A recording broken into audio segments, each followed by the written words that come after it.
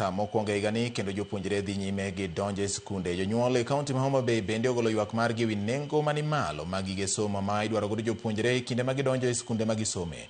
Jonyuol go ywago nengo mag buge, uniform kod mwandu mamoko ma jopuonjre dogo e skul, gino ma gitudo kod nengo mar ngima ma sani oidho.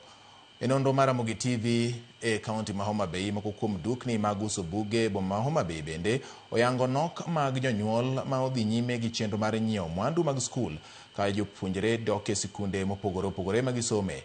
Jogo ma uso buge wacho ni higani kwan jonyuol ma nyiewo buge odok piny kendo uso ok ber ahinya kaluwore kod pek ma jonyuol sani kale.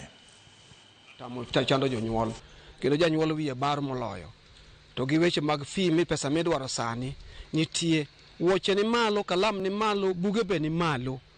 Koro kaka jonyuol timre onge angaika kaka na wuotho kama gi higenagi tich tek moloyo, ok wawinj mayot kaka janyuol. With us middle class, we cannot afford even to buy all the books, so it is forcing you to buy only the basic books and to buy in bits. Nijaribu sasa kuuliza kama huyu kasa mambao kwa pandani. Pia amesema pia mahali ambayo anarangua bei imeenda juu. So ananieleza tu kwamba hata yeye kama mwenye nauza hakuna namna.